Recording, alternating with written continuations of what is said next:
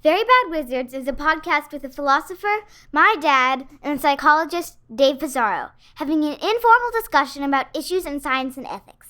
Please note that the discussion contains bad words that I'm not allowed to say, and knowing my dad, some very inappropriate jokes. I may not be as well connected, and for sure not as much into revenge as you folks are.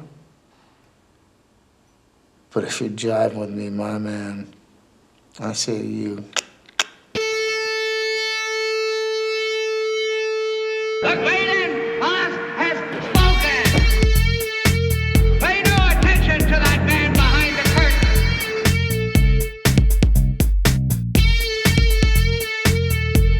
Who are you? Who are you? A very bad man. I'm a very good man. Good man. They think deep thoughts, and with no more brains than you have. Pay no attention to that man. Anybody can have a brain. You're a very bad man. I'm a very good man. Just a very bad wizard. Welcome to Very Bad Wizards. I'm Tamler Summers. Dave, apparently the rapture happened at some point last week, but you're still here. What happened? I think God listened to 317 episodes of Very Bad Wizards. It's like, that's said, enough. That's enough of this guy. No, I think most people are still here. Maybe there's only like one or two people that are worth it, like Noah in the Noah days. Yeah, true. so this guy, like, I think he was an African pastor on TikTok. This shows you like the power of TikTok. He just was like, oh yeah, God told me rapture's coming. Yeah. For those who don't know, rapture is, some Christians believe that like Jesus will whisk away the good people and leave the rest of us to live here for some amount of time before then coming and destroying it all. Yeah. Yeah. Yeah, and it happened, or it was supposed to happen, like, it was like Wednesday or something? Or Yeah, I think there's been a couple of dates. Yeah. But I saw an article. There's an article in the Seattle Times just titled, "The Rapture Disappoints Again." As a Jew, does this sound like crazy Christian talk to you? You know, we have our own version of this, I think. You know, we have our own messianic figures, as I think has become obvious to much of the world. And we have our own messianic, you know, I have certain relatives, and especially the more distant ones who are Hasidic, they would tell me about, the Mashiach coming, and they'll be dancing, but it's not going to be good for the rest of you. But I'm out too now. You know, I've been out for a while. I'm married. I did the one thing you're not allowed to do. Did Jen ever consider converting to Judaism just on the Pascal's wager of the Messiah? I was way more just atheist, and so I didn't ask her to. She didn't want to, and given that, you know, I had no real interest in it, it was really just my dad, and, you know, and these relatives, but the main thing was my dad, and my dad was also okay with it not happening, you know. Now that my brother's also about to go down that same road, let's just say it's a good thing my dad you know, is resting in peace right now. I think he thought, well, at least that'll happen. That's got to happen. Because David was always more oriented towards Judaism than I was. Well, I'm glad that the rapture didn't actually happen, because if I thought that it was going to happen and I was going to be taken, and I would have missed the latest Paul Thomas Anderson movie. I might have had to like commit the unpardonable sin really quickly to like stick around for opening to get back down. Although maybe God has some like awesome like VistaVision screen in the sky. It's always IMAX and always 70 millimeters. Yeah. So today this is going to be our. I don't know. Maybe I could call it our PTA meeting. It's we've both seen one battle after another, and we're just going to talk briefly about that for the opening segment. And then in the main segment, we are going to talk about Paul Thomas Anderson's other Thomas Pynchon adaptation, or Pynchon, as PTA calls him, and also some Redditor who got very mad at how we were pronouncing Pynchon, even though that's how literally everyone pronounces it, except for Paul Thomas Anderson, who, as this Redditor pointed out, has actually talked with him. And, Right. Yeah. But so we're going to talk about Inherent Vice in the main segment, which is a big favorite of mine, and I think one of the most underrated PTA movies. I would say undoubtedly his most underrated movie. I think so, for sure. Yeah. Yeah. And if we venture into spoiler territory for one battle after another, I will put a chapter marker so you can skip.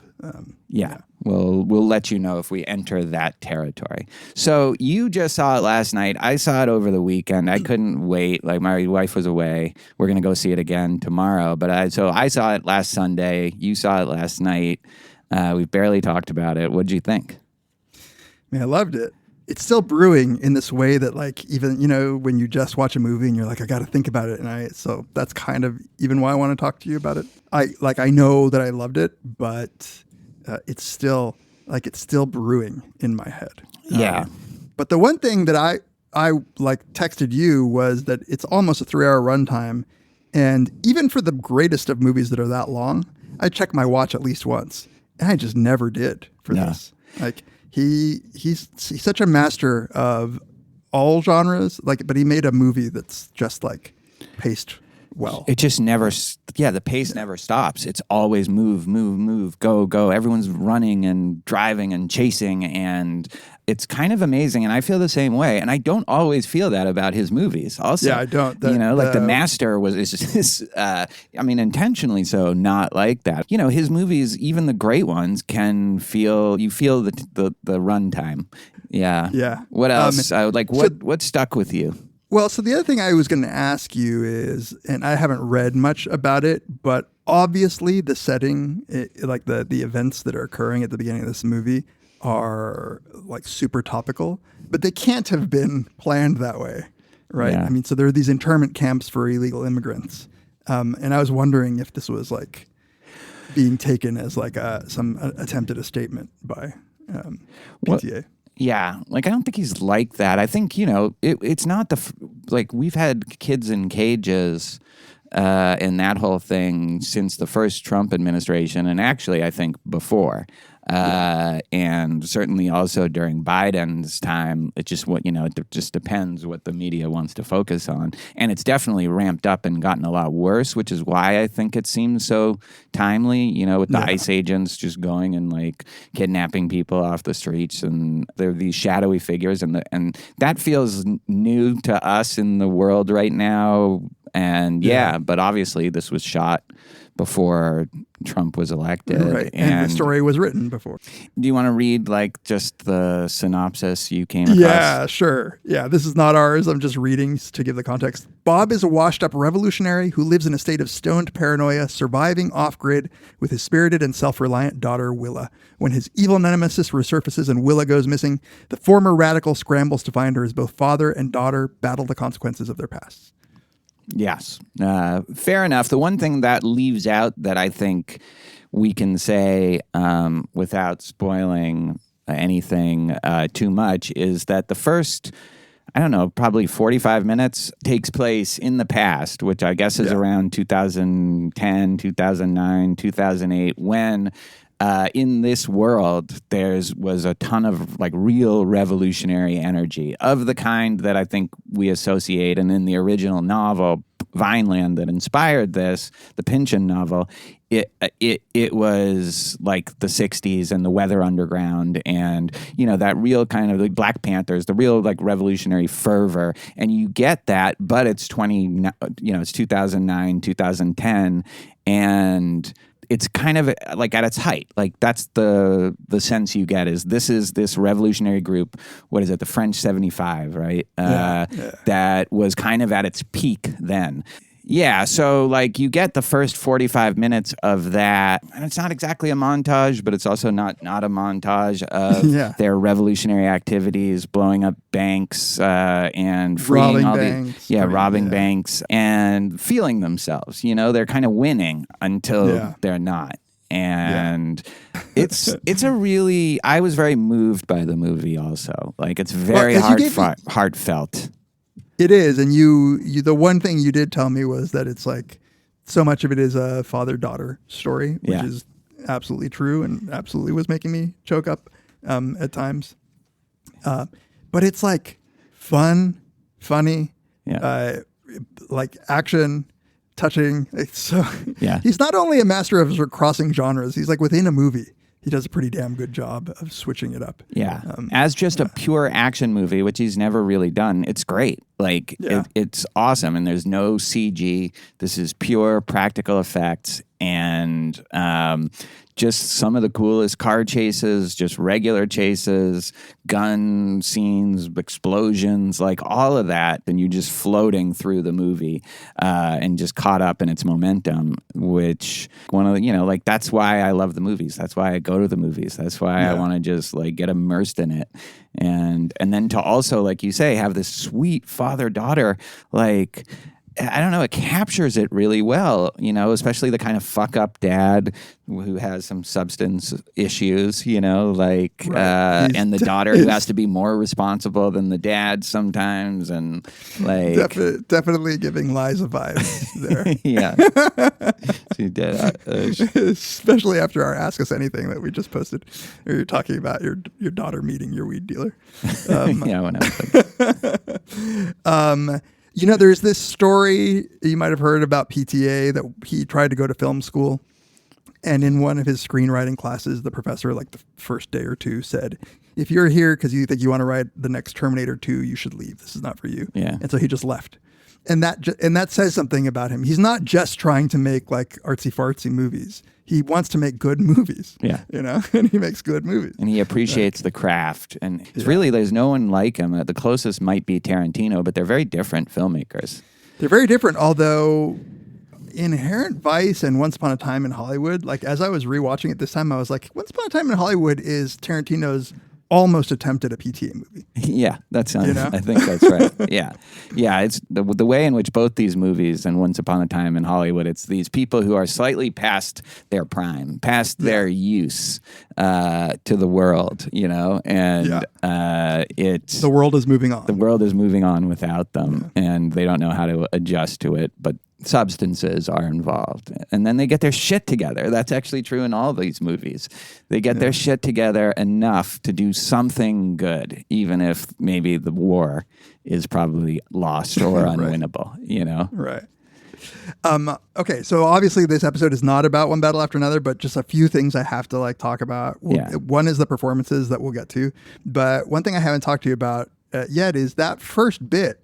In fact, the movie in general is driven by a lot of like African American stuff. Like the first part of the movie, it almost feels like this could be a movie made by a black director. Yeah. In a way that really surprised me. But I don't know why. But he doesn't have that many black characters in his movies up till now. They're very white movies overall. Like a Don Cheadle aside, Right.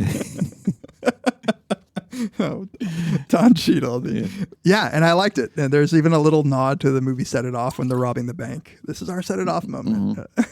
Jungle Pussy.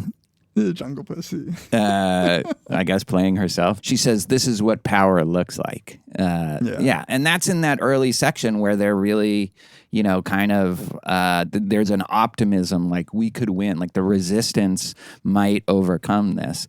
Yeah, you're right. Like Leonardo DiCaprio as at that point, what's his name? Oh God! But he's like one of the only white people in this group, and he's kind of also like a little bit of a hanger-on. It seems like he's a tag-along. He's just seems obsessed with Perfidia, who is the leader and full of swagger, and it's a great performance. Like she carries the movie for the first, I would say, 45 minutes of it for sure. She's the main character.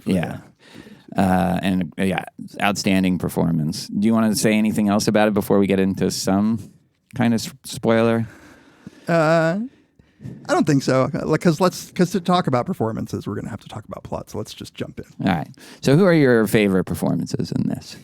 I mean, I don't know why I'm consistently just like happy with Leo's performances. I just think that he is in a class of actors where there's a very small group of actors that can pull off what he pulls off. And I think Sean Penn probably is in that same. But as you were saying, like maybe this is an announcement that Benicio del Toro should be considered in that club too.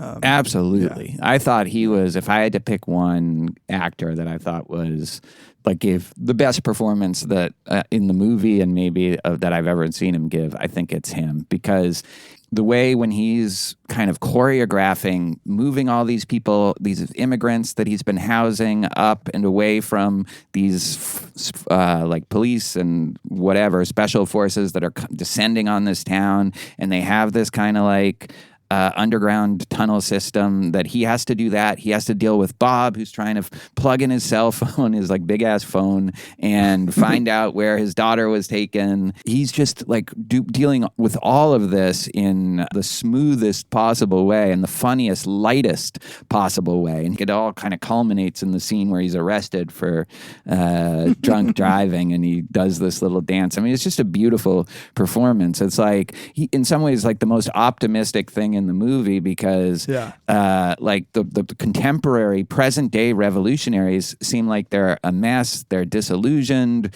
He's the one person who still seems like fully competent and on the right side of things, you know? Yeah. And yeah, like what you were saying, he's calm and collected throughout, and he just exudes the kind of person that you want and sometimes see during an emergency situation, the person who just keeps their cool and is just high in competence and like can get shit done.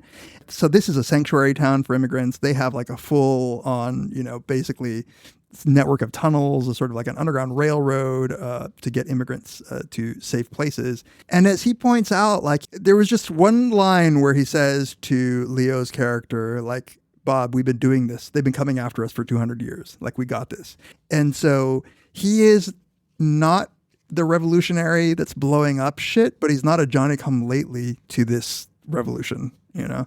He's like a Yoda-like figure also. I mean, they call him Sensei, exactly, you know, like, so he is a kind of a spiritual guide, but not just a spiritual guide. Yeah, like he also gets all this shit done. And did anyone else? It was good to see Avon Wood Harris, but he didn't have much of a role, unfortunately. Avon. Sean Penn, fantastic.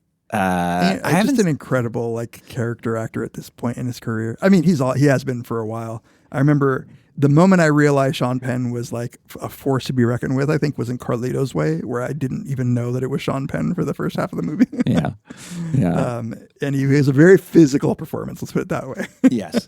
Yeah, he really did something to his body for this. He looks like Vince McMahon a little bit in certain like iterations of what Vince McMahon looked like, and like the bulging veins in his biceps and like the tight t-shirts. And he's a terrible guy in the movie, but comic booky almost as a villain. Yeah. But also not entirely unsympathetic in the sense that, or he seems like vulnerable in a way, and maybe it's just because he has a thing for black women, even though he aspires to belong to this white supremacist secret society.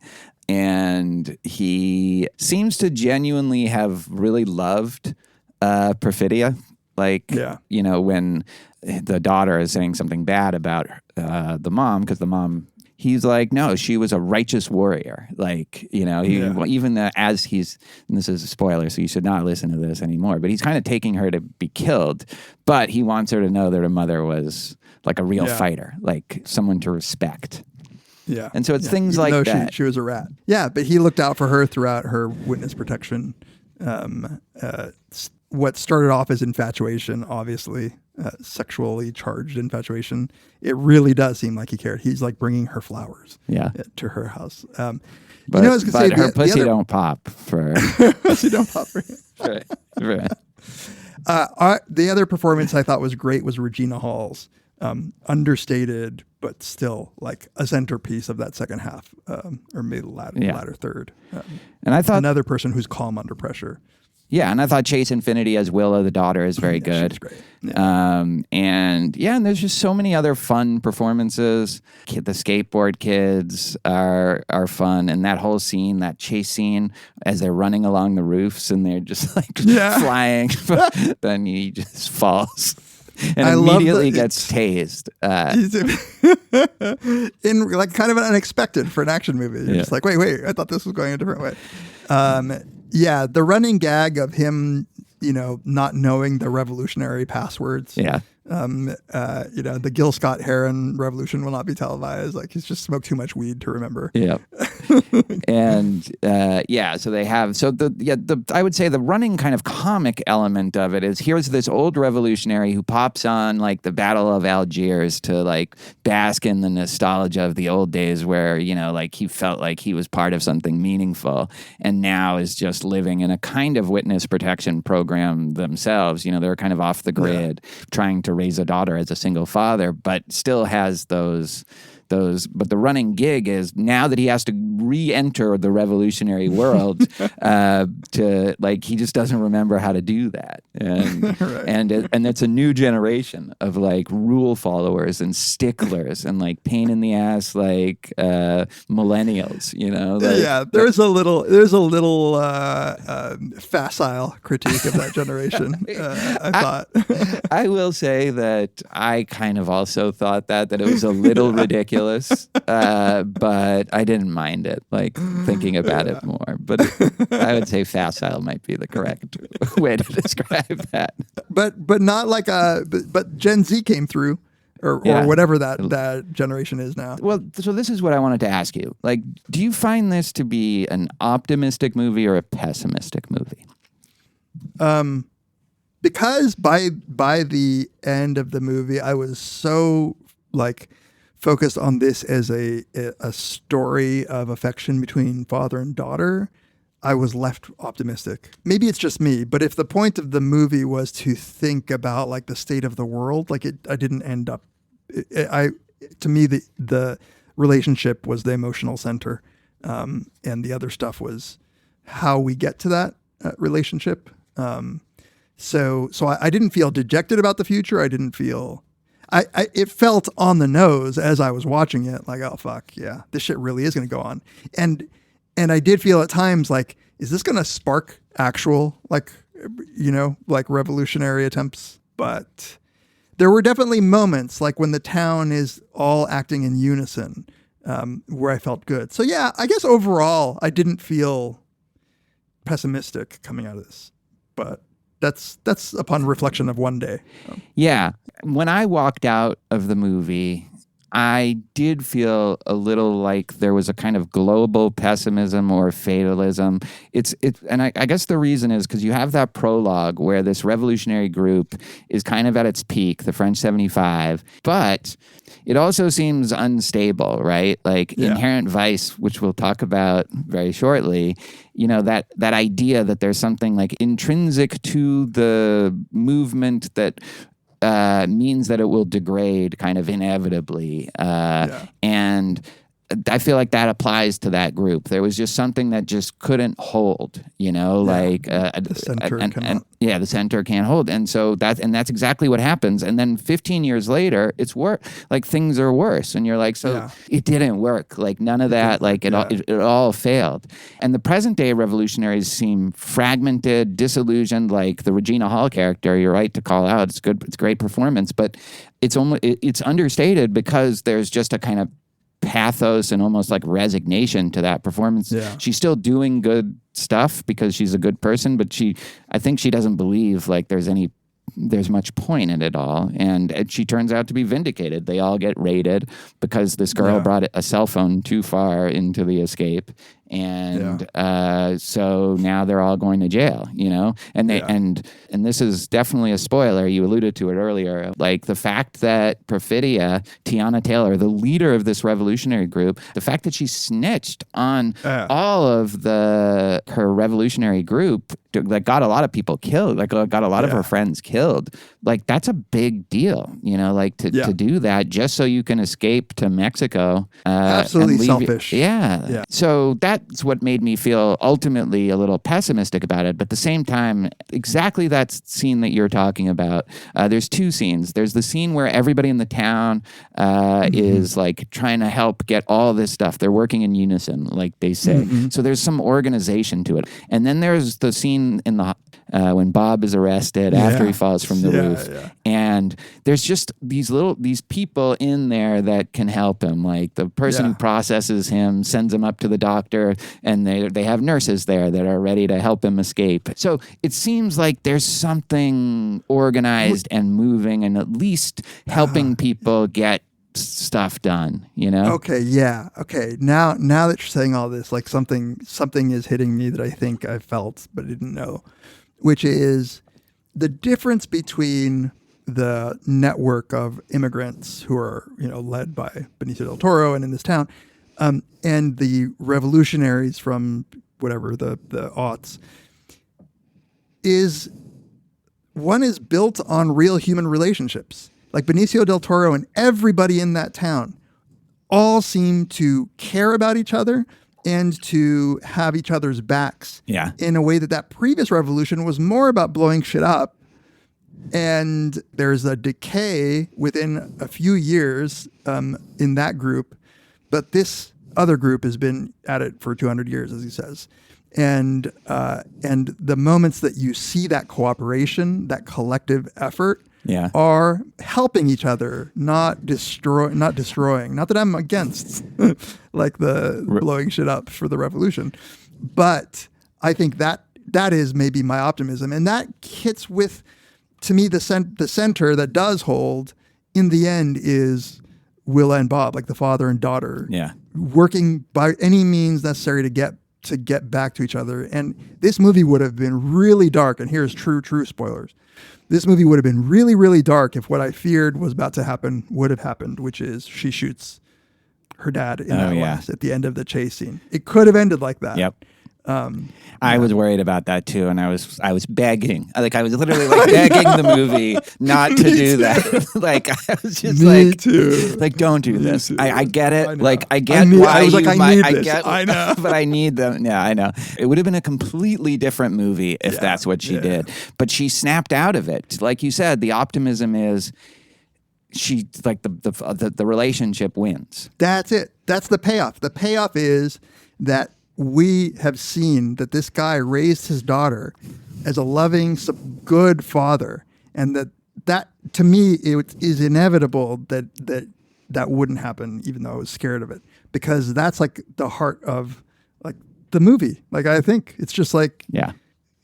And I think, you know, that's both the optimism and the pessimism of this movie and the movie that we're about to discuss, which is you lose the larger war because the forces are too big, but you can still have smaller, more local victories. And the hero of both movies is the person who will at least get the smaller victory, even if they can't get the bigger one, you know? And the person who values the human relationships too, like even within the sort of neo-revolutionary, the remnants. That's right. You have the impersonal like call for this code, which just leads to all this frustration. And finally, the way that that Leo character gets around this is getting someone on the phone who actually knows him as a person and is like, what's the question he asks him? I forget, but it's right. What's my favorite? What's my favorite kind of pussy? Hairless Mexican. Hairless Mexican. And that's like that to me is like not a bad way. The microcosm, the microcosm of this point. Like this needs to be built on human relationships. So when Leo is getting whisked away by the nurse, she's she's personally there telling him. She's not a person on the other end of the phone who doesn't know him asking him for code words. Yeah, that's right. Anything else to say about this? Go see it. It's fun. Yeah. The hundreds of dollars I spent for childcare tickets and snacks were worth it. and like, I feel like the reason I'm so excited about this movie is like I would think that this is the kind of movie that could come out in the 70s, just like that would be part of like the consciousness. It would be part of like what, it'll capture, Taxi Driver captures New York in the 70s. And I feel like this movie does a really good job of capturing where we are while still giving us entertainment. And it's just what the movies are all about. And you sit there and there's no phones, there's nothing else that's like distracting you, and you just get completely absorbed, like sucked in to this world. And it's just like why movies are the best. It should be celebrated. Yes. So go see it, you fucks. All right. We're going to take a little break in our PTA meeting, but we'll be right back to talk about Inherent Vice.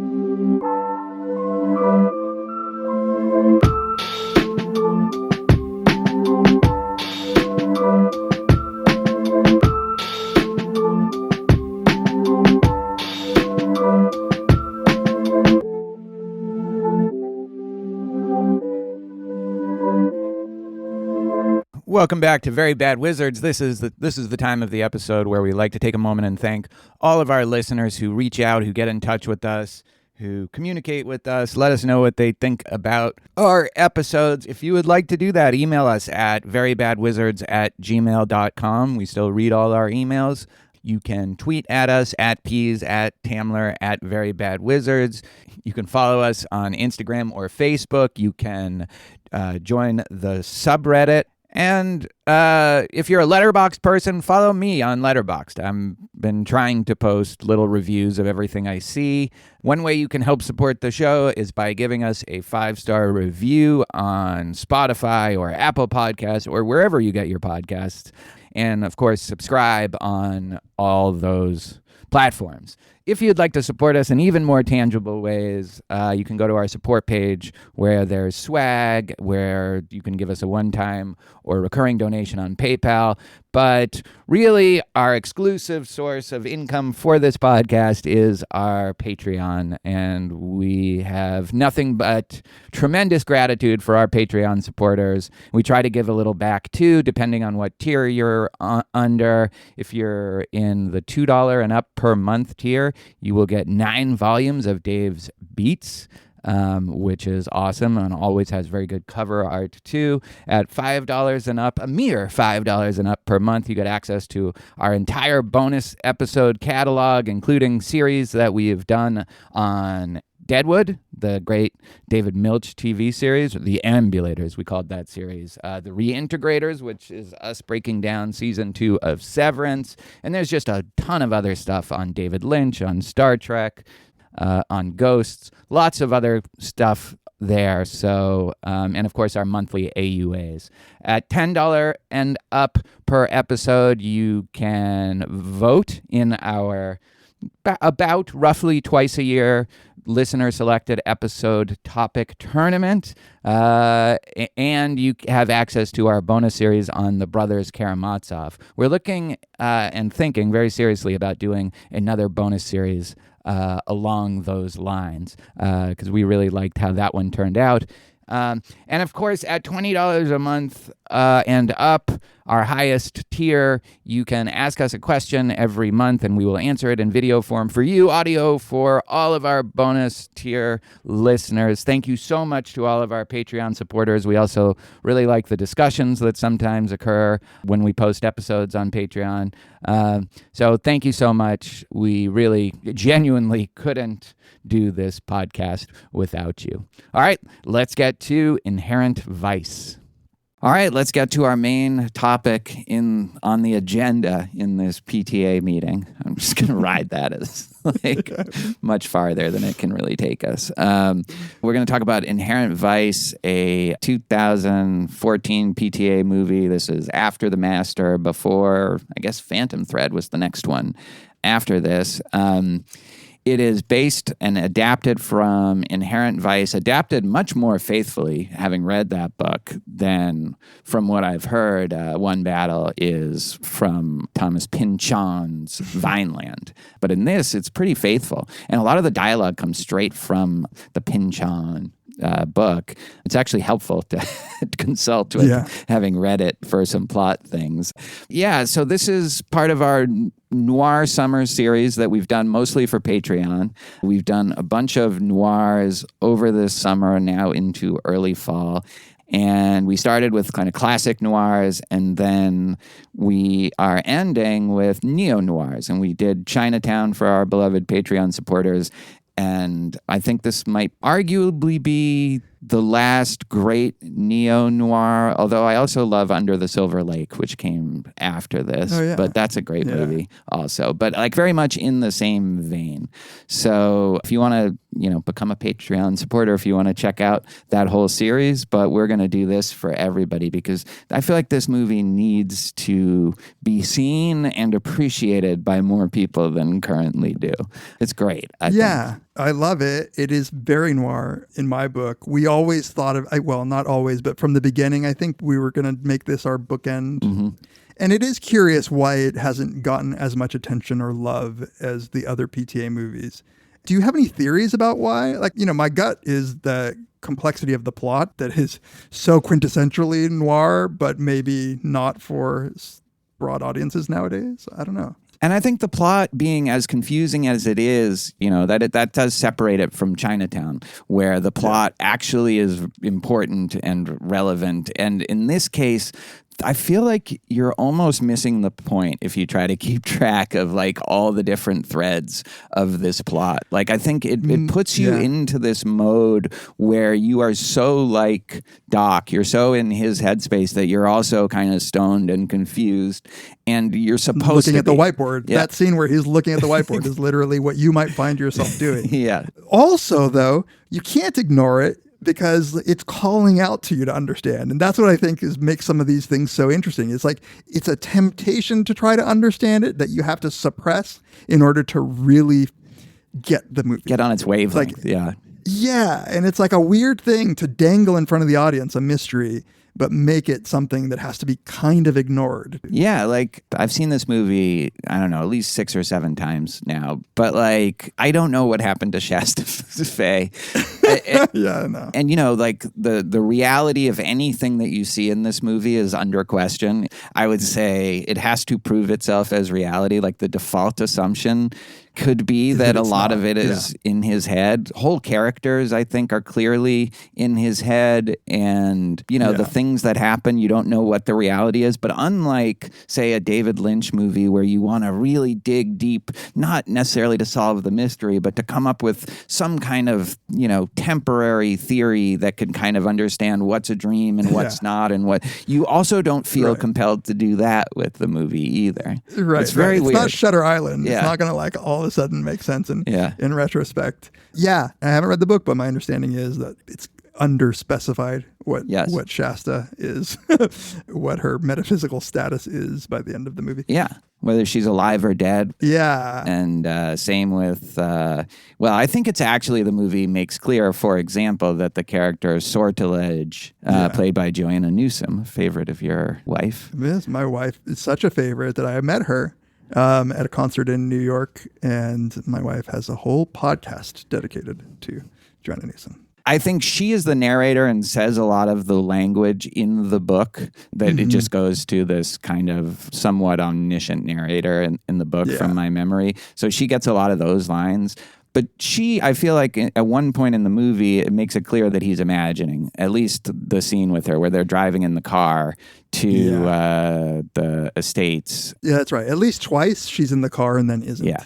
So, I think that much is clear. So I think that's just an unusual movie experience, you know? Yeah. To just like bask in it, like let it wash over you. And that wasn't That's what right. people necessarily thought it was going to be. Like it should be funny or it should be totally compelling and addictive. And it's not exactly those things, although it is very funny. Yeah, it is.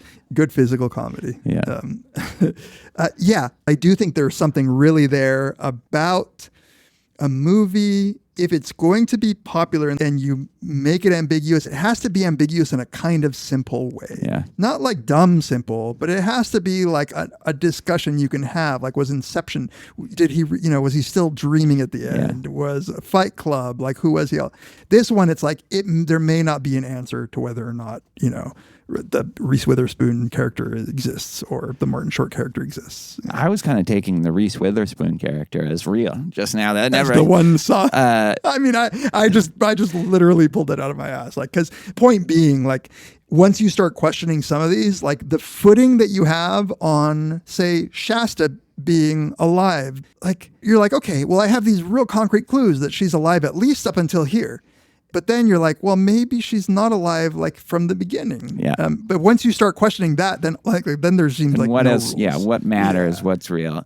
I also think it just has some absolutely great performances. I think Josh Brolin as Bigfoot good. Bjornsson is awesome, and a little like Sean Penn, except he's a much better person, like ethically superior, but a similar kind of over the top performance that at the core of it is some kind of deep vulnerability or sense of loss.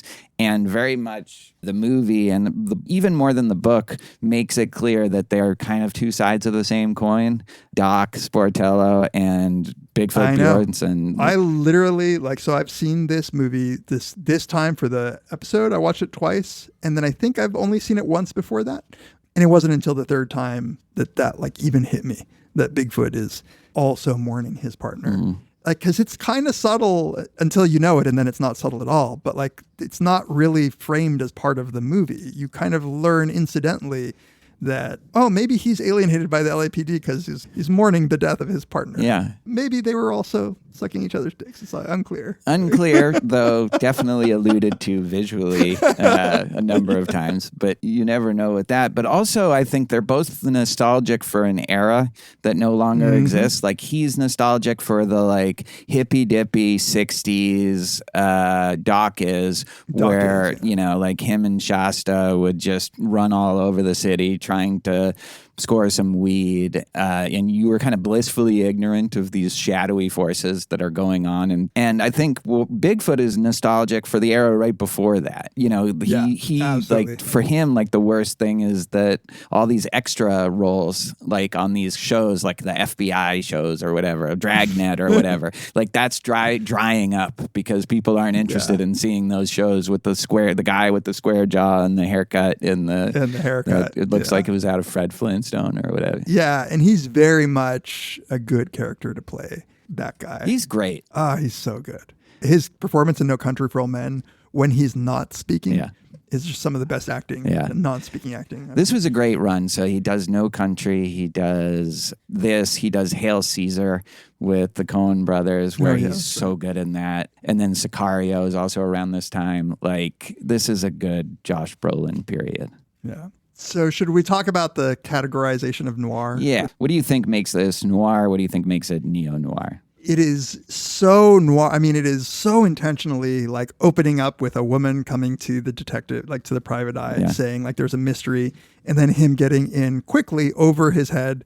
Shadowy underworld. You never quite know what's happening. LA very much as a character. Like the sort of Clouseau-ish nature of the bumbling detective who's making progress, but you never know whether they're causing more problems than they're solving. Yeah. Or at least in this case, maybe not causing problems, but certainly we aren't aware of the progress that he's making. Yeah. And not even sure if we could identify it if he was making progress, Right. except towards the end of the movie where he does do something actually good. Yeah. And then what the Neo in this case is just to me, like for some, I don't know, like it just seems like it's aware of noir in a way that maybe Chinatown isn't explicitly trying to be aware of noir. Like it just is noir. And that might just be because of how modern it is. I don't know. But what are your thoughts on that? That's interesting because I feel like Chinatown, although I agree that it's more straight up noir than neo-noir, it is aware, like it has that line about the Venetian blinds. I just had them installed, So like, I think it also is aware of the genre and but that kind of stuff fades away. And then it really gets in more to a kind of a noir plot where the person the ultimately good, if flawed, private eye is drawn into something that they have no idea how to deal with. And, it can end in a number of ways, but it almost never ends with a victory, the good guys won, Yeah. Murder solved. Yeah. So with this one, it definitely starts out, that opening scene just establishes noir, like a woman, I need your help, to like a private investigator. But I guess the fact that he's it's 1970, 71. He's a stoner. And it's light. And it's actually beautifully lit, this movie. That's like true, it's like warm lights. Like you get a lot of golden hour. You get a lot of just this cool lighting. Like all daytime. Not all, but almost all daytime. Yeah. It's not foreboding the way it's lit at all. It's not harsh. It kind of invites you in. And in that way, I think it's also neo-noir. And the shaggy dogness of the plot, the shagginess of it, I also associate with neo-noirs. Like, there is this overarching plot, but you're too kind of like stoned to try to even figure it out, Yeah. It's like so beyond. I think in some noirs, you can figure it out, even if maybe you can't fix it. Whereas in this one, it's like, okay, so I don't know exactly what the Golden Fang is, and I don't know exactly, but, it's like a couple levels beyond. It's like a dog trying to understand calculus or something, trying to figure out, like, what actually is the motor behind all these things. But I think that's actually open to question, the idea that we might be able to pin down in this discussion a little bit more about what the forces at work are after and what they're doing. Yeah, I think broad strokes we might know.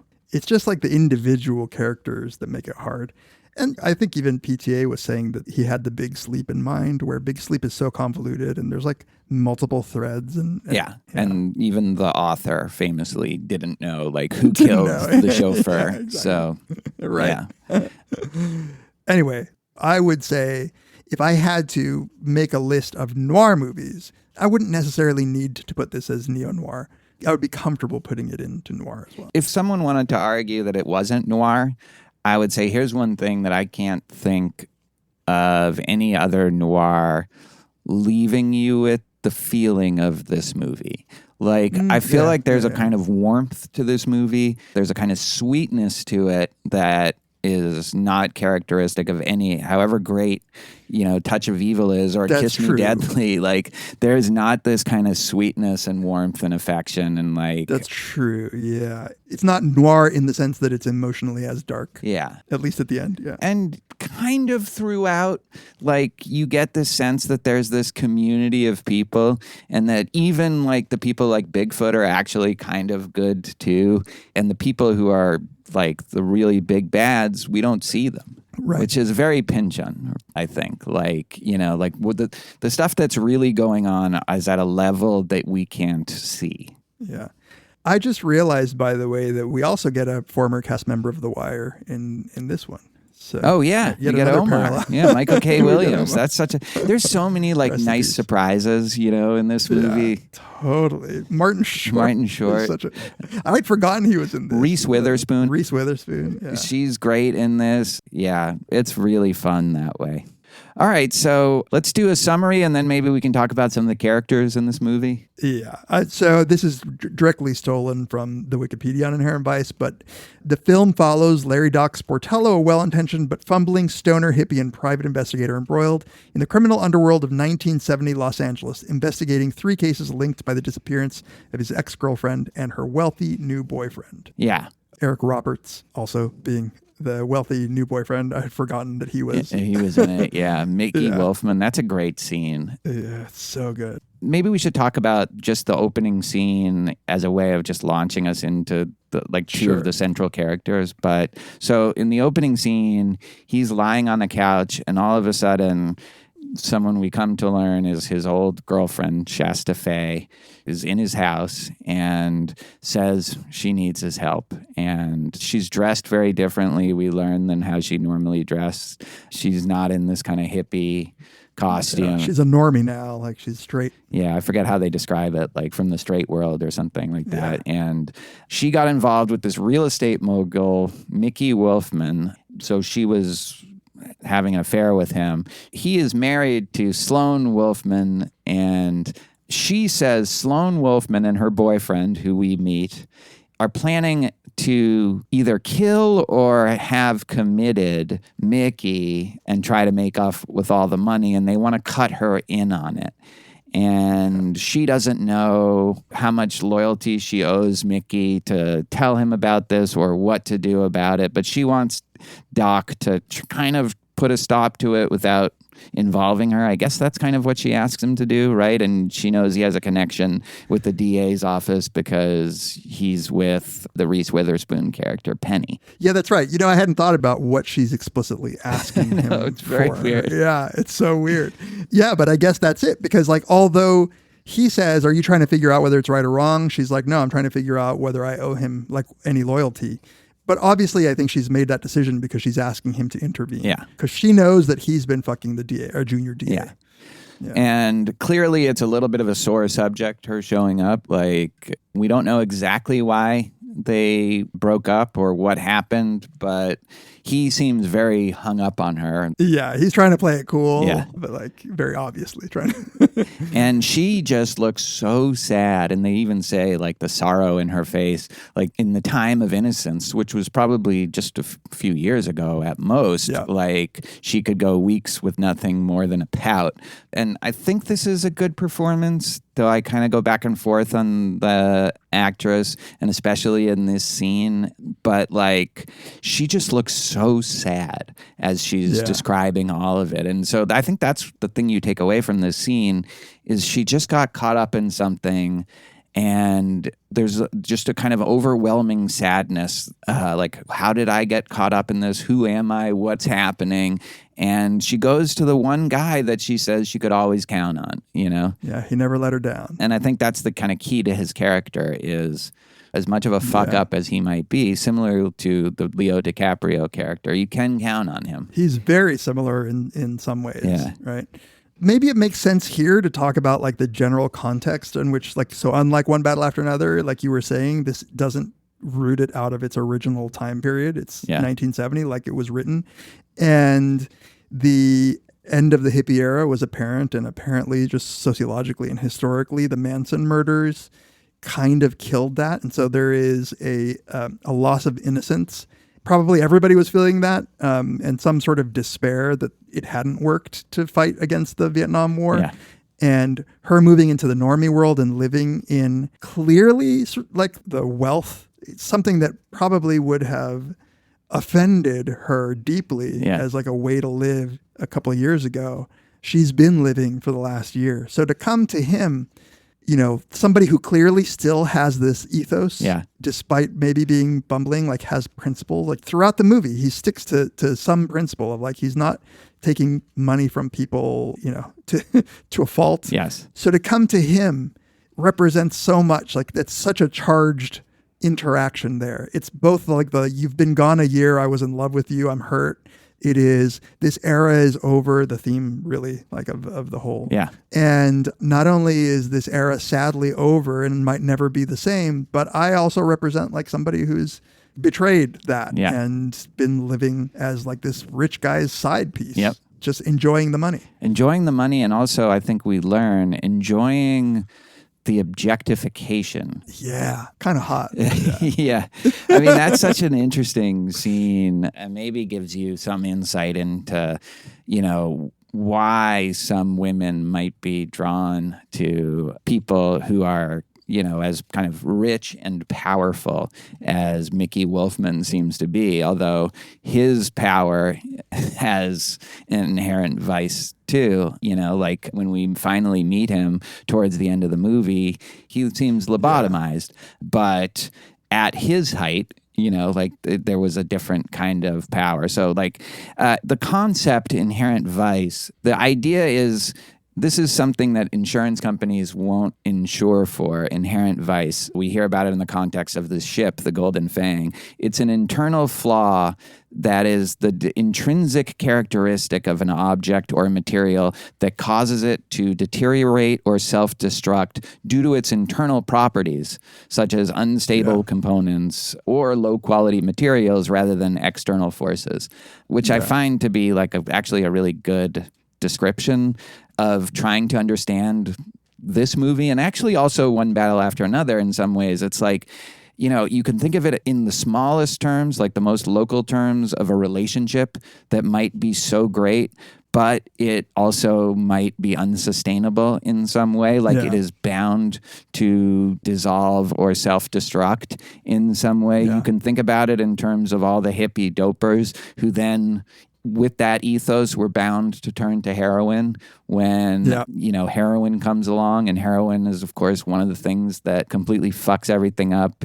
And you could think about it as America, America and the American system and capitalism in general has this inherent flaw that will make it self-destruct, which is, a really actually good metaphor, it seems like, for like what we're going through right now, like, and probably what it felt like we were going through in 1971 as well. Just like, oh, I see.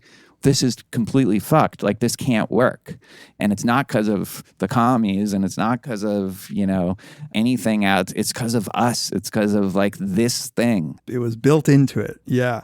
I like the inherent vice idea as you describe it.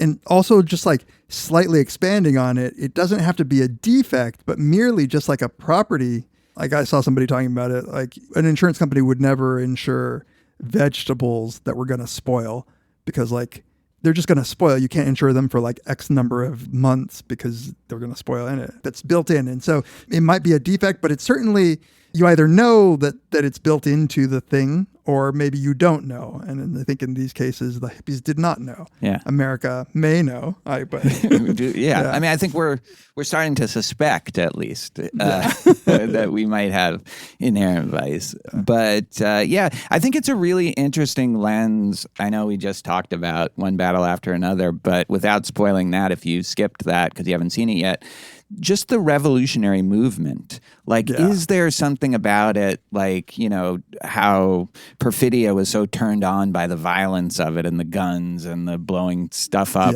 that it was bound to go bad in some kind of a way? Like, I think a lot of the time you don't know whether something has inherent vice, but it might. And I think that's how any relationship is, which I think is the heart of this movie. Was Doc and Shasta, did that relationship have inherent vice? Yeah. Sociologically, the hippie movement that was going to disappear and maybe was marked by the Manson case, where I think the normie straight world America was like, well, fuck this then. Like this, like whatever benefit of the doubt we had given like hippies for being into peace and protesting and being all about love has now turned into something so ugly that it was hard to try to represent them when something like the Manson murders like had occurred. And not only like what you were saying, maybe like the heroin did them in, but I remember growing up in the 80s, noticing that some of the people who espoused the hippie views became yuppies, became like super into the like extravagance of the 80s, the lifestyles of the rich and famous 80s, the like tacky Trump gilded 80s like kind of thing. And that's like a special kind of betrayal of the movement where you're like, well, was that, that's some combination of just capitalism and this country in general and what happened. There's this kind of sense, if you want to look at this in a more pessimistic or fatalistic lens, that anytime somebody seems to want to do good, they end up either being co-opted by these larger shadowy forces, like this guy Bert Stodger or something this actor who went away on this boat totally. and like in the Bermuda Triangle, and then all of a sudden he comes back and he's this anti-commie. Yeah, and Coy being like, dragged into being like a mole, a plant against these organizations. Right, so it's like they end up co-opting you for like the thing that you were supposedly against. It's interesting how drugs often mark these transitions, this loss of innocence. Like heroin, I feel like it does kind of mark the loss of innocence of the 60s of, and we're all smoking dope and flower power and peace, man, and all of that. And then heroin comes in and you see a kind of, and then Coke was like that in the 80s, like where, like whole era comes to an end when, what's his name, Len Bias ODs before, joining the Celtics. And it's like, like there's some new thing now that we're going into and crack and fentanyl, like it's like that like ushers you into some new era where you are a little more cynical, jaded about the past than you were before. You know what I mean? Yeah, and there's a way in which like, oh, you want to get stoned? Well, here's an extra good way of getting stoned. Shoot up. You want the high of cocaine? Like here's a cheaper, faster way of getting it. Smoke this rock. Like Vicodin? And it just inevitably, get oxy. Fentanyl, yeah. So I think this is a good time to just talk about what was like weirdly jarring to me, that the art for Inherent Vice that I learned is also originally for the book. The letters are in neon. Yeah. I mean, neon signage has been around forever, but it is especially, to me, neon is like the 80s. Yeah. Neon is like this particular era of the U.S. And I think that it is just putting a little bit of like a pointer to maybe the theme that this era was coming to an end, and that the neon signage is nothing anybody would ever associate with the hippie 60s. No. But something that's associated with like the early 80s lifestyles. Yeah. I'm trying to think, like, at the very least, the 70s, like, the kind of cynical and washed up 70s. I feel like you also get neon. Yeah, totally. Yeah. Like Midtown Manhattan neon adult bookstore signs. Exactly. Like Taxi Driver, kind of like driving through. That's right. Yeah. I associate with the 80s still because that was when I was a kid. Yeah, it hadn't changed. So there was like still, like sharper image, neon looking signs that you could buy. But certainly anachronistic for the 60s. Yeah, well, this is 1970, 70? It's just 70, right? 1970, it's the end of, right. So it's marking the end of and that you're in era. the middle of Nixon's first term, and that was, the fact that he's your president after all this. The Inherent Vice idea is like, well, was the hippie movement and do acid and like all these kind of be open to these cults, was that bound to end in the Manson murders, and then was being pot smoking, drop some acid every once in a while, also bound to lead to heroin and an addiction? There's a great line in the movie that Coy says where he compares America to a drug addict mother. Suppose your mom was on smack. My mom? Yeah, what would you do? Wouldn't you try to help her? Yeah, I think. Are you saying that the U.S. is somebody's mom? And she's strung out? I'm trying to. What? Sending people off to die in jungles for no reason. Something wrong and suicidal about that she can't stop. Sending off kids to die in the jungle? I mean, who does that? I think addiction is this like overarching metaphor in the movie as well, in that way that you can't stop yourself from being self-destructive, and also in the way that you can't now be certain what's real and what isn't. You don't know what's like what reality actually contains.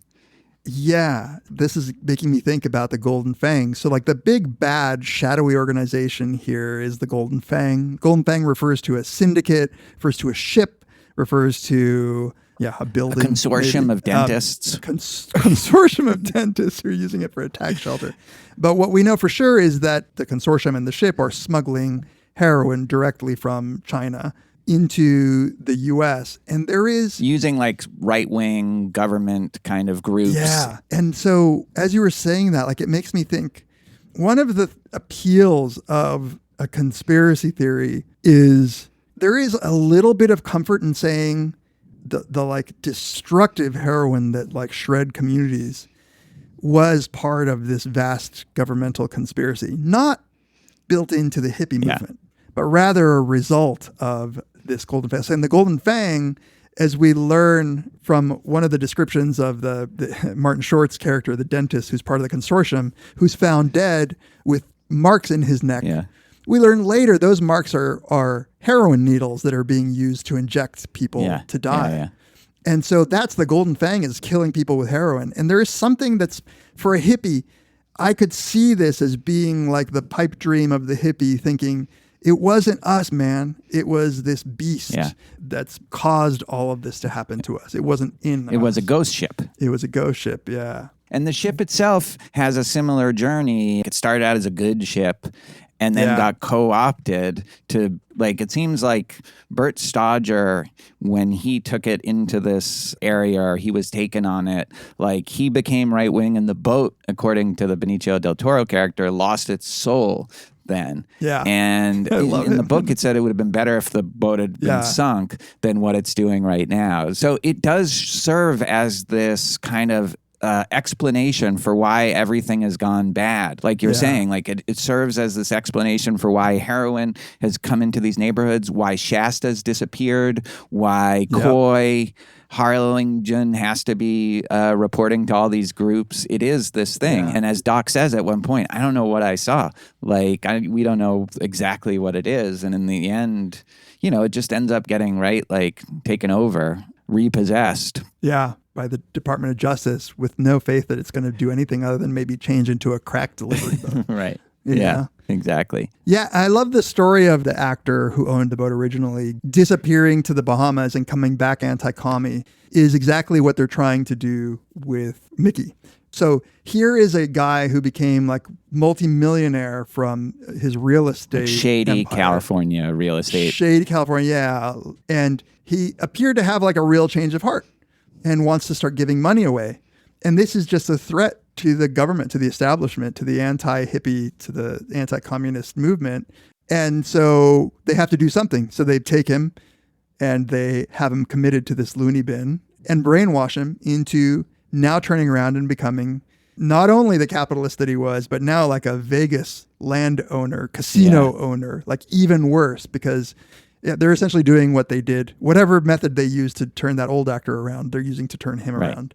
I love the vertical integration in this whole process, which is they're like, okay, we bring in the heroin on this ship that's ours. We get people addicted to heroin. Their teeth go bad. We open up a dental clinic, right? Like they're taking care of every step of the way, I'm sure, up until the morgues. Because it sucks the marrow out of your teeth, like she says, like a vampire. And that's what the people are doing. They're just sucking the marrow out of like the citizens, and just like we're being used up. As long as we have marrow, they will be out there trying to suck it up vampirically. Yeah.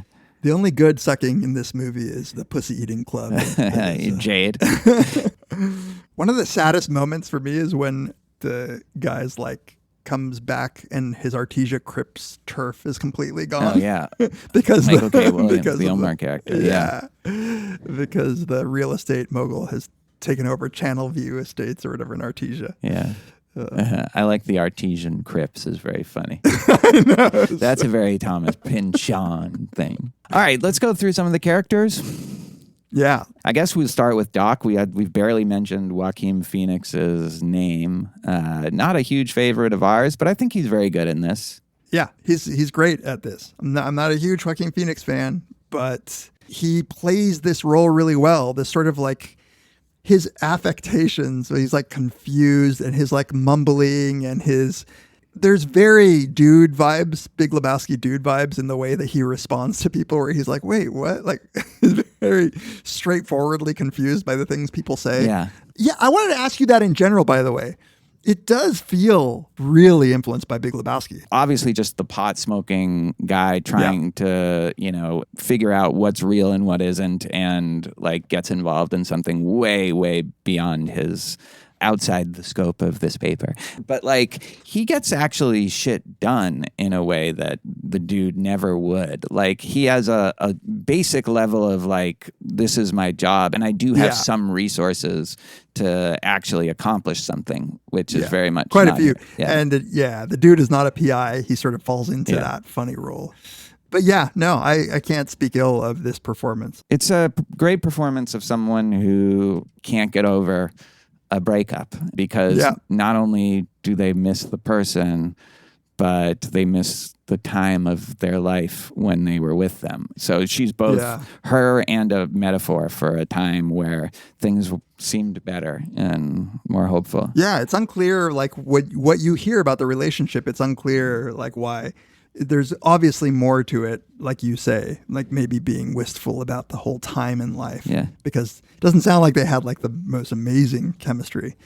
I don't know. I get the sense that they did, that there's something about her that knows how to like turn him on in both sexually and otherwise. And yeah, we only get that one very beautiful scene of the two of them in the past trying to like chase down some, I guess, weed. Yeah, there was a drought. Yeah. There was like a weed drought. Yeah, they use the Ouija board. Like he's very good in that. I think you sort of over the course of the movie start to realize the Owen Wilson character, Coy Harlingen, he like got to Doc in some way, and he makes that kind of his mission to restore Coy Harlingen to his family, even though he made this terrible mistake. And the way that's heartfelt in a character who otherwise just seems to be pulled around by puppet strings one place to the next is like really good. I think he pulls that off really well. Yeah. That pulled around by puppet strings is so crucial to like the good noir character that he is. The one thing I want to say about that, the in the very beginning scene when Shasta is there, there's this moment where she says she's been staying, like she has no place to stay. And he says so vulnerably, I have room here. And she's just like, can you walk me to my car? And you just, God, how can you not feel that like heartbreak? Because he's been trying to play it cool, but and she's in trouble. She's on the run. Yeah. But what other characters do you want to talk about? I mean, obviously there's Bigfoot. He's so good. I mean, we've already talked, I think, a bit about him. You know, we talked about how she's in some ways kind of a mirror image, not the same, but like a kind of counter straight world version of Doc's character. But there is something very moving about his performance as well. Like, even though he hates hippies and, you know, he's almost cartoonishly like a glint in his eye that said civil rights violations or whatever, he actually is, like you said, he has a loss of his own that he is struggling to deal with. And ultimately also with Doc does this good thing of freeing Coy. They kind of work together to do that, even though they're never, you know, explicitly on the same team. So I found that kind of moving, and also just he's so funny. Yeah. I love when he calls Doc up just to give him shit, like the doctor in Arrested Development, like saying she's gone, you know, like Just tell her she's gone. She's out there, man. Out there? Yeah. What is that? Well, she's disappeared just like her boyfriend Mickey, and I thought maybe you'd think there was a connection. Maybe they took off together. Yeah, she's gone, man, baby. She's gone? She disappeared? What? She went all groovy on us. You know, Bigfoot man, can we just try to be fucking professional? I mean, just pretend to be professional. She has to pay up with. She's gone. Fuck you. She's gone all groovy on us, you know? And when Joaquin Phoenix gets so mad and hangs up the phone, he just gives this little shit-eating grin. It was just fun to like make him think that Shasta was dead for a bit and then tell him that she was missing. Yeah. Although it does play with like my fear that she is dead, but I guess not yet. Yeah, amazing. Do you think that his whole motivation from the beginning to get revenge on the man who killed his partner? Is that what he's using Doc for? Certainly at some point he is, yeah. Because he keeps kind of orienting him towards Adrian Prussia somehow. But I don't know when that decision was made.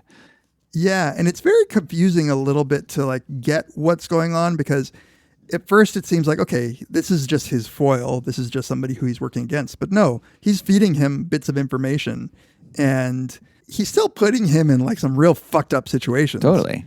Early on when he goes to Channelview Estates and comes out, wakes up next to a dead guy, and he's like maybe being framed by Bigfoot. But that's probably just a way to get him like on the mission. Yeah, because he couldn't. Yeah. He doesn't try to hold him. He doesn't actually try to charge him. He kicks him.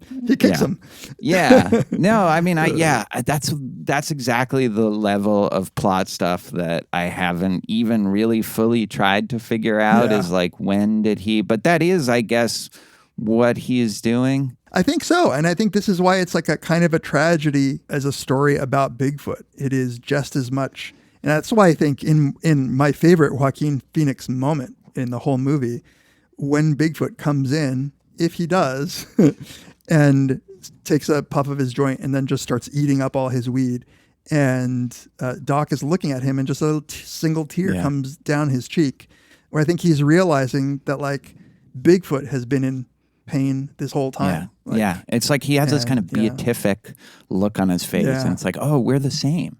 Like, it's kind of that realization, like, we're connected. You've been hurting. Like, you're just hurting. You're hurting. Like I've been hurting. Also, Coy is very much like that, too. Like, there's just this sweet heart to it. You've already said this, but, like, the Coy character is genuinely moved by love for his family. And, like, the goal of trying to get him back to his family is just the good thing that's going on. And Owen Wilson... also not a huge Owen Wilson fan. Like, I feel like he's always Owen Wilson in every movie, but the Owen Wilson that he is here, I like. Totally. There's a poignancy to like every scene that he's in, because he's also kind of burdened by this sadness of what I've done. And he's someone who his identity has been co-opted, like literally, because they faked his death and because he has to embed himself within all these left-wing radical organizations as part of the job. And he will be killed and his family will be killed if he gets out of it.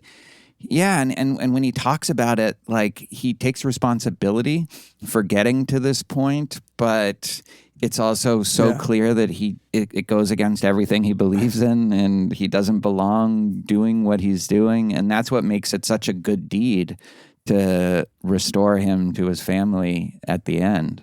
Did you catch, by the way, there's the scene where Coy is at this like some sort of party, like event. Yeah.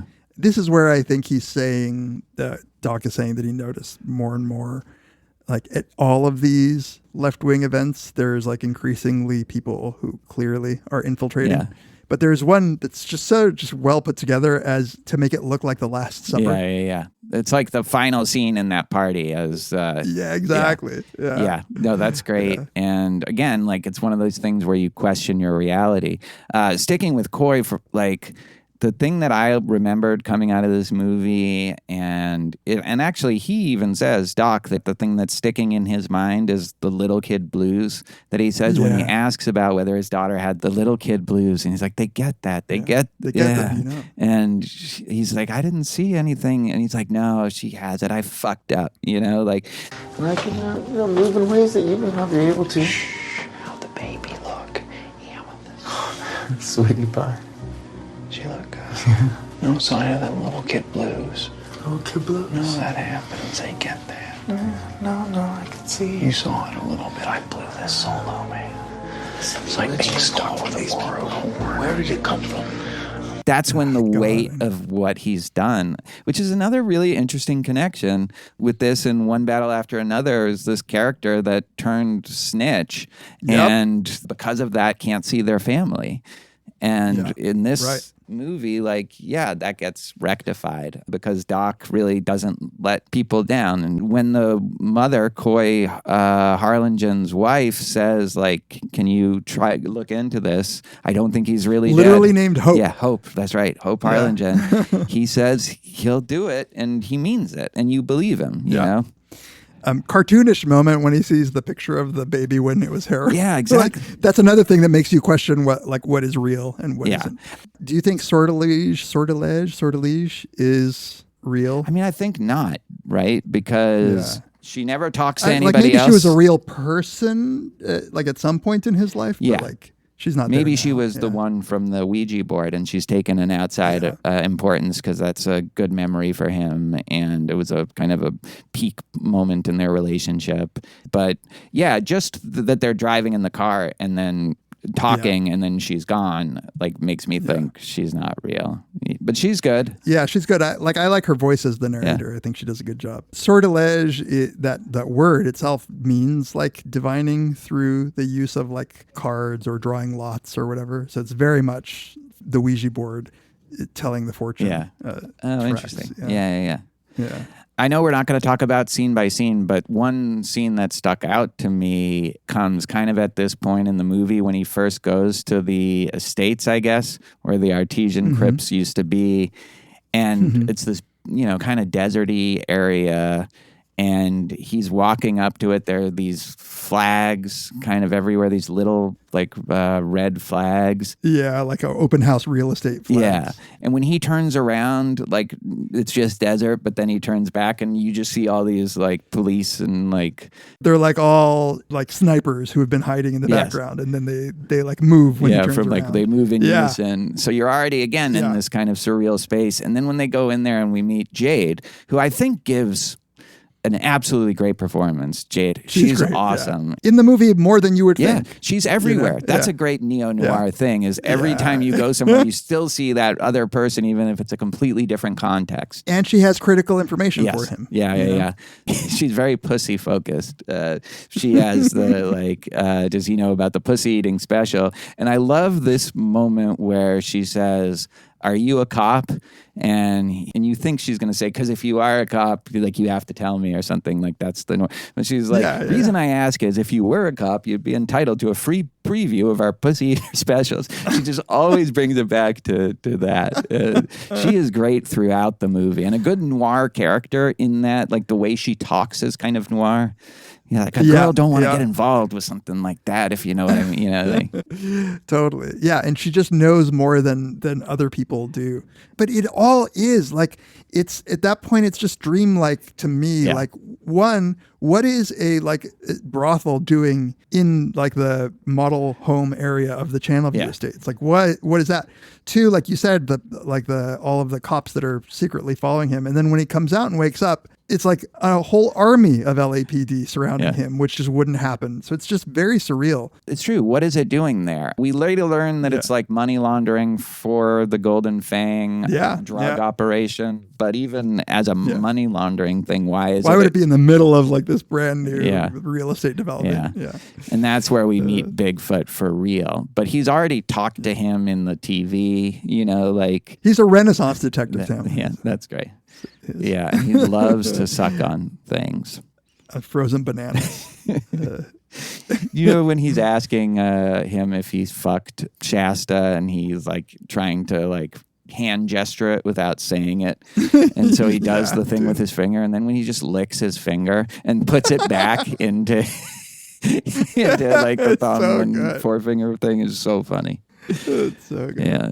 What about when he first gets the call from Hope Harlingen and she tells him the story of how they met? Oh, yeah. And how she's like, it was less meet cute than squalor, something. They think. Meet squalid. Basically, like she's going into the bathroom to throw up and he's in there with a gringo digestive system having the shits.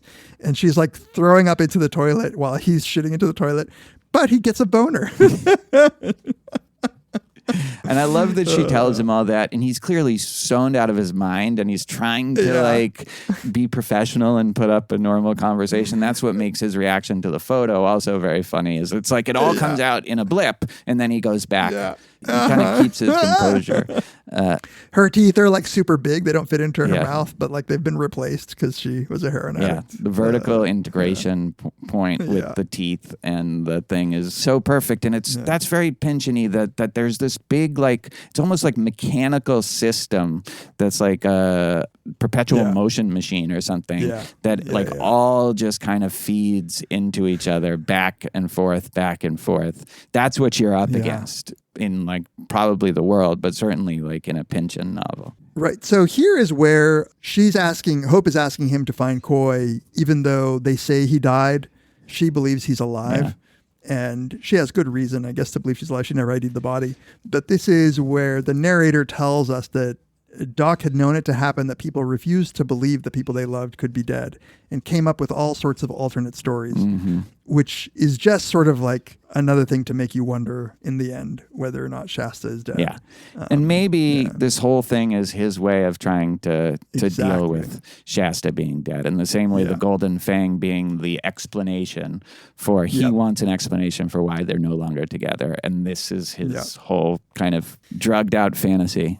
Totally. You could almost see a sort of like a Mulholland Drive reveal of him just being in squalor in his own apartment the whole time. But the reason I don't like that is I feel like he restored Coy. I feel like that means something that he did that. So if it's not real, then it at least represents a kind of growth. Like maybe you made a mistake, but you can move on with your life or something like that, you know? Yeah. And we have no good reason to think that the Coy subplot, like that he's not back alive. Yeah. Like, again, unless you sort of give up any sort of textual evidence that the people really are existing. Yeah. So Reese Witherspoon is kind of an interesting character in this. She's like, if Shasta was the kind of the hippie who went and is experimenting with the straight world, she seems like the mirror image of that. She's the straight girl, you know, working for the DA's office that will still come over, bring Doc a pizza, get stoned with them, like giggle and watch TV and fuck and all of that. So like, I think she plays that very well, both sides of it. Yeah, she's a great character.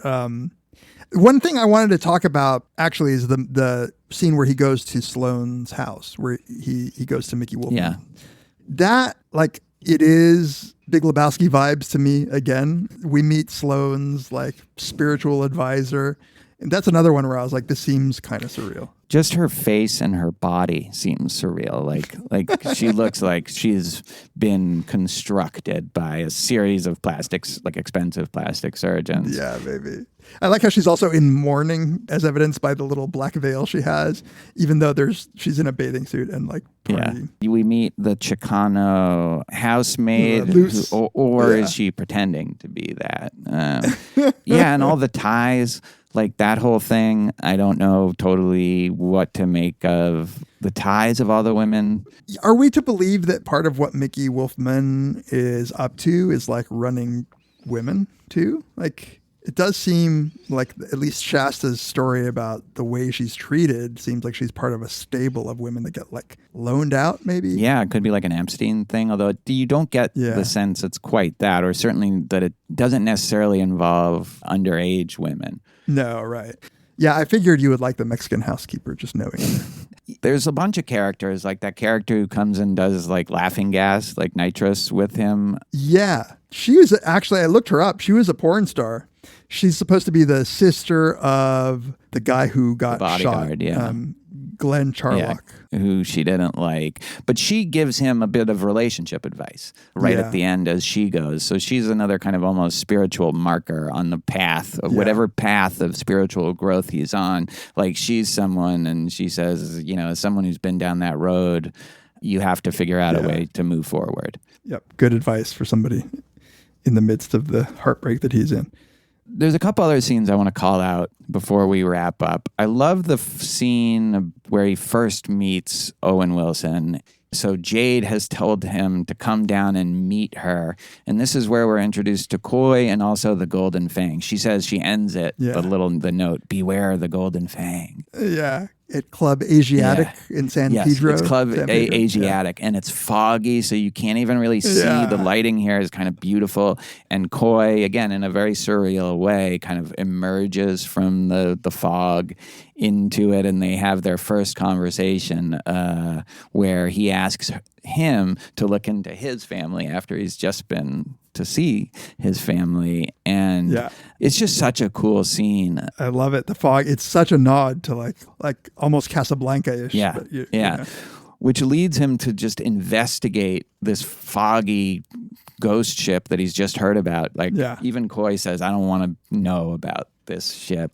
And that's when he has the conversation with Benicio about the ship, and he knows about it, but it's very hard to find information about it. It was called the Preserved originally, but it got bought and changed, and we've talked about that. But I thought that was like, it's always this elusive thing where where the information that you need is out of your grasp, just out of your grasp, Right. And there's always a new little piece of the puzzle that's getting dangled before you. Yeah. And that's San Pedro is the port city in LA. So like he can see through the fog that there's a ship back there. Kind of. He says he can. I can't. Yeah. Like, I don't. And he says, I don't know what I saw at one point, which is, I think, exactly, that's what we feel about the whole movie, basically. Yeah.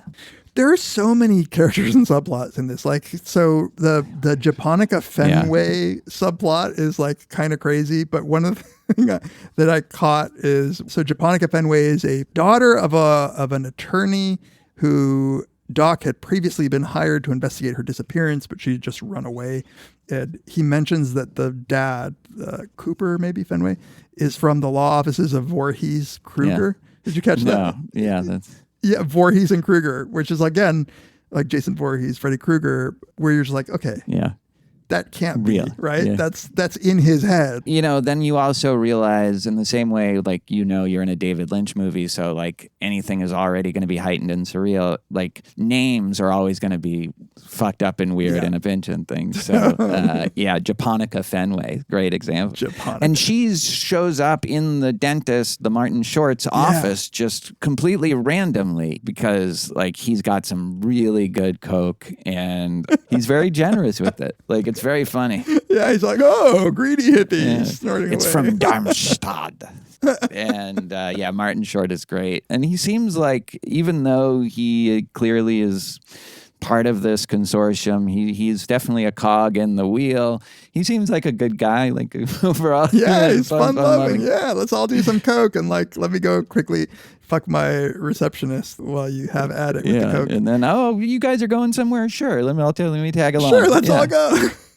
This, by the way, has all been set in motion because of he gets a postcard from Shasta that alludes to the Ouija board memory. Yeah. And the narrator says he couldn't even remember what happened that day, but apparently they used the Ouija board at the behest of the narrator and came up with a number, called it, weirdly, again, like just pushes your belief here. They call a number and it's like, hey, dopers. Yeah, we've got all you need here. Yeah. Yeah. And so they run in the rain to whatever address they had gotten, which was just an empty lot at the time. And so they just ended up having like this wonderful day, like just hanging out together in the rain. Didn't even think about the weed anymore. So apparently he can retrieve that memory and remembers the address, or maybe she says it, I don't know, in the postcard.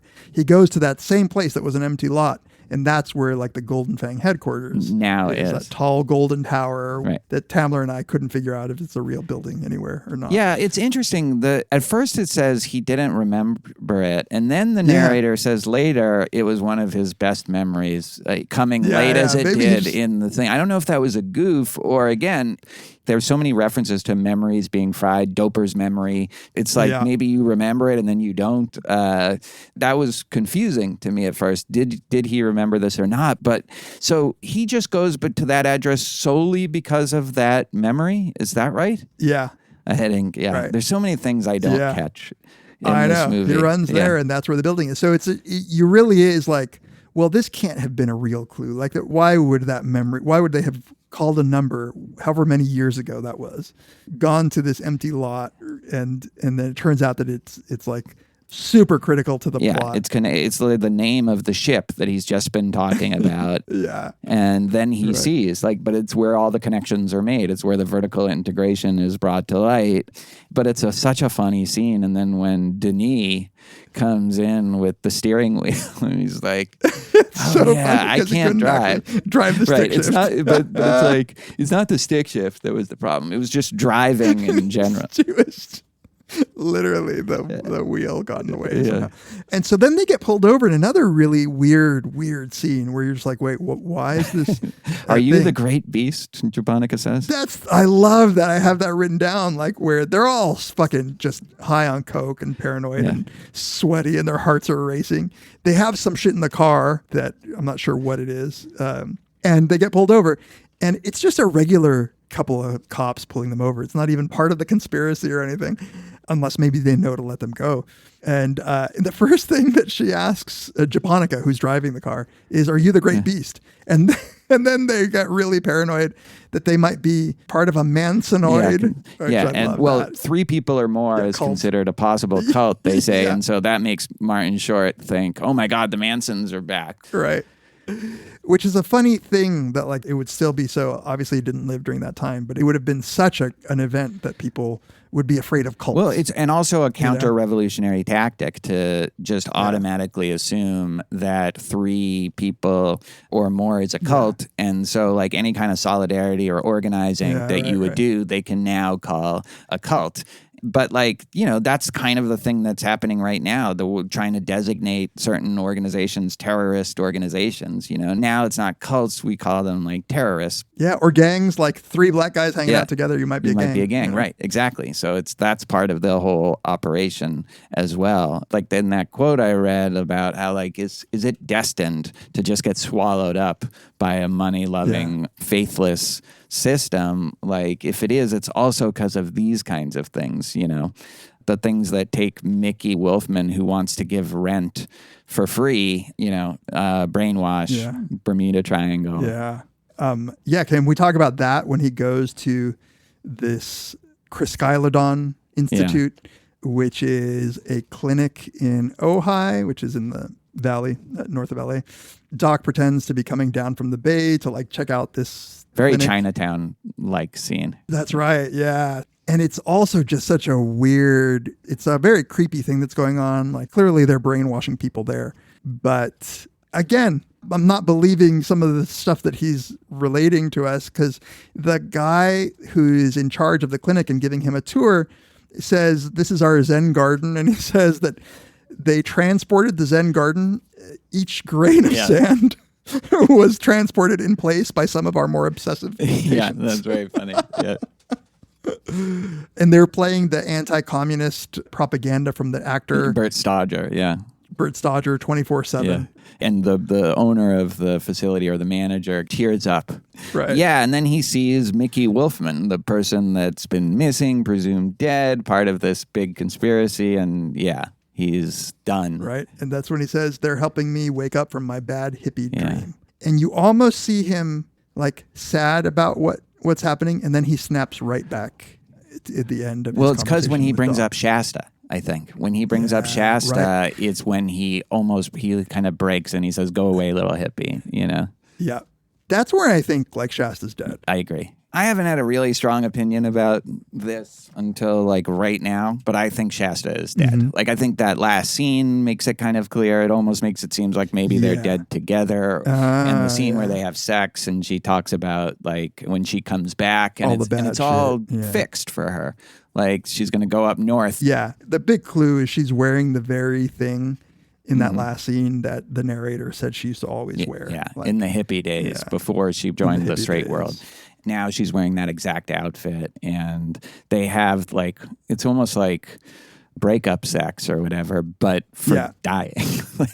For life. Yeah, exactly, for dying. Yeah, that's right. It seems like she's confessing to him, and he's accepting of her in the spanky kind of way. Yeah, and it's also I think this is why inherent vice might apply to their relationship is like, as she's describing it to him, the fact that she got turned on by feeling invisible and disappearing in the way that Mickey Wolfman made her feel like an object or whatever.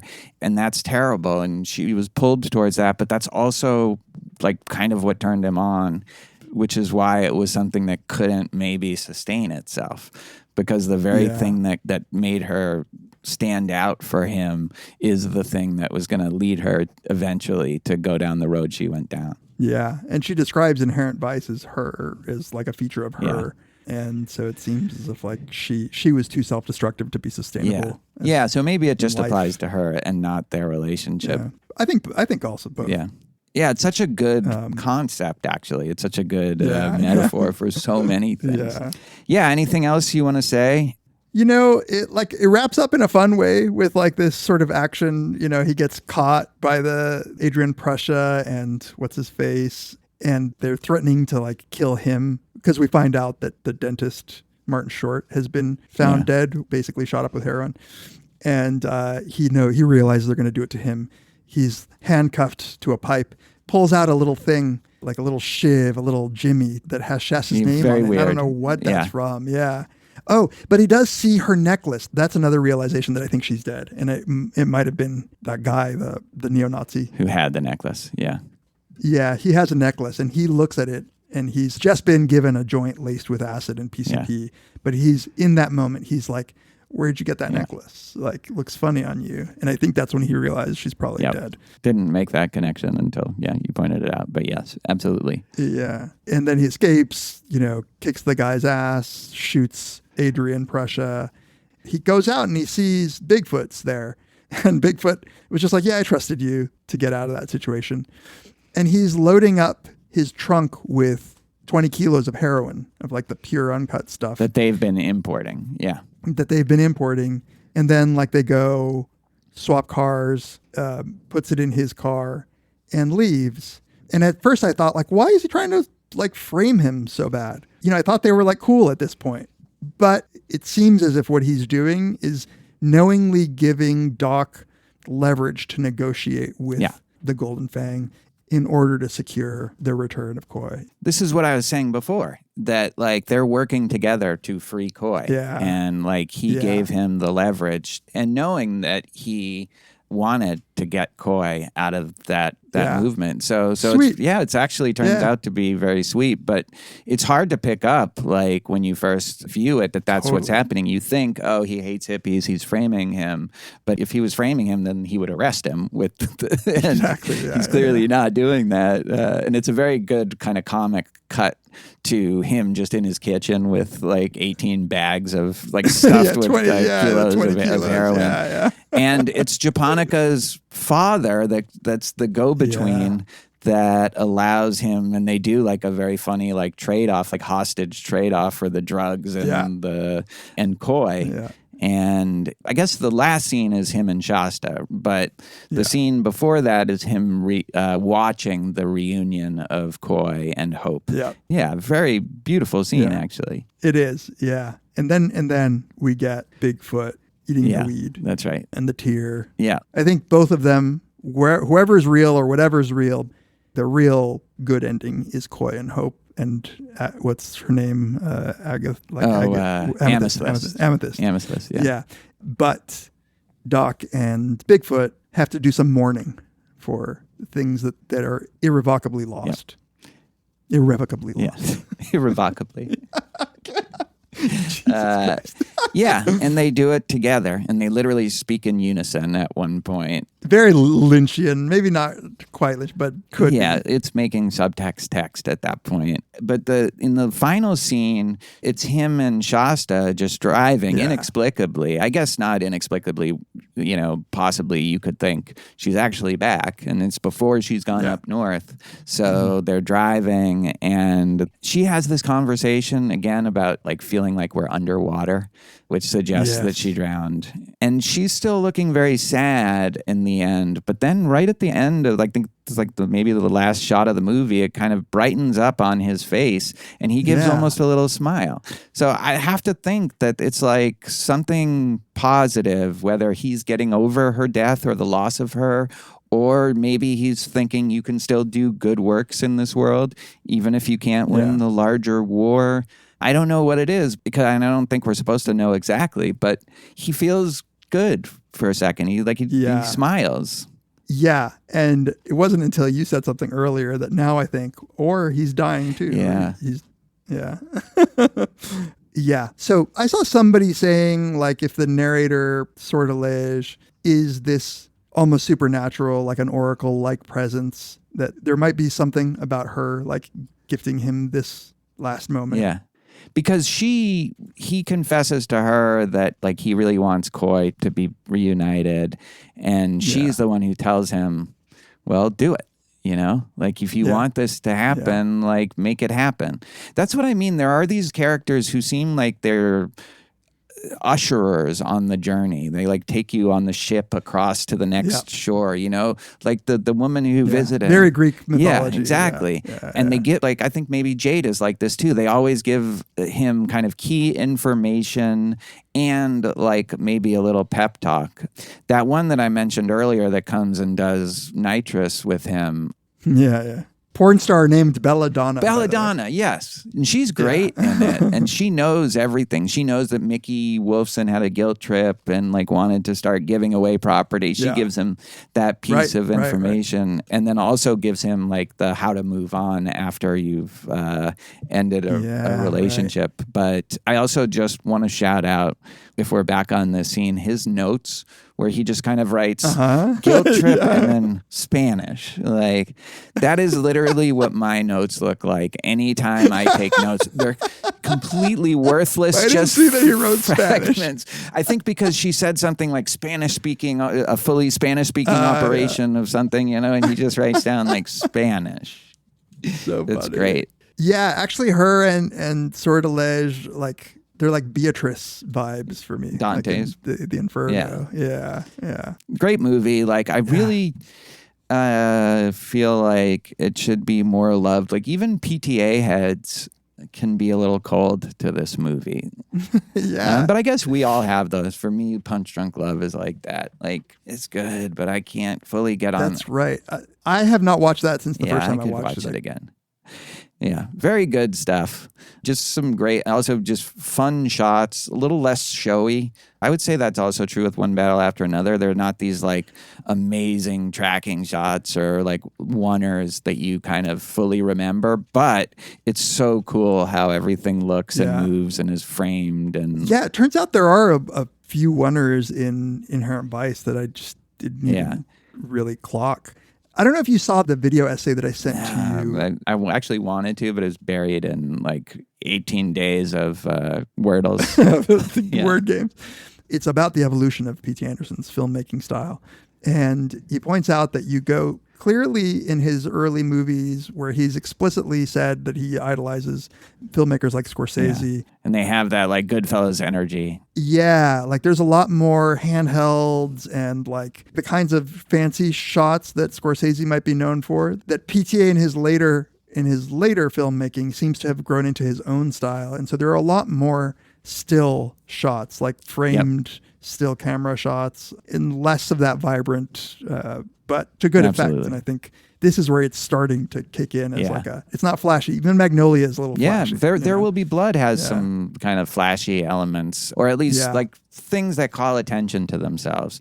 The Master is where maybe also a bit too, but I think you're right. This is where it's the more mature style, filmmaking style. But the stills and the framing, to shout out two of those, there's the one I already talked about just because it's funny, of Bigfoot calling up to tell him that Shasta was missing, but like just the framing of him at his desk, just like clearly eating this all up, enjoying, kind of torturing him, is great. And then the second scene where he's also calling him up and he has his son there, and his son is like pouring him Jack Daniels. And I love that the son takes the initiative to do it. It's just like, the kid's like 4 years old, something like that. He's just sitting there like dressed in this like kind of cowboy outfit. Yeah. I do love those little details. Like he tells his son, go to bed, but Doc can hear it. And he's like, wait, why would I go to bed? That would just be the reality of it. You know, like a pothead on the other line would be like, why are you telling me to go to bed? It's just also another, like, the more you find out about Bigfoot, like, the more you just kind of feel bad for him, you know? Like, he's got this wife that's, like, nagging him constantly, you know, him eating alone in the Japanese restaurant, and, like... You don't see her face. She's like the woman in a Tom and Jerry cartoon, just yelling. You only ever see her legs. Right, you know? and he is at first tries to put up a fight, and then just like, oh, no, there's no one. I ask you to do this one fucking thing. You know, the department covers some of that. Yeah, with a huge... deductible. All right. Good movie. Go see it. Go see both of these movies. I enjoy it even after this discussion, which is why I like having these discussions. I think it's interesting to dig into both of these movies. Yeah. I can't wait to see One Battle again. Like, there's going to be a lot more to take away from that as well. All right, we'll be back to regular programming next time, but hopefully you enjoyed this PTA Fest. Oh, and check out our Noir Summer series if you liked this discussion. Yeah. Like if you're not a Patreon. Yeah, if you're not a Patreon member, we have for a bunch of classics, Kiss Me Deadly, Touch of Evil, Double Indemnity, Maltese Falcon, and Chinatown, also good. In addition to this. All right. Thanks, everyone. Join us next time on Very Bad Wizards. The great boss has spoken. Pay no attention to that man behind the curtain.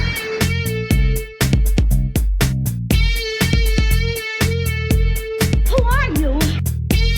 Who are you? A very bad man. I'm a very good man. Good man. They think deep thoughts, and with no more brains than you have. Pay no attention to that man. Anybody can have a brain. You're a very bad man. I'm a very good man. Just a very bad wizard.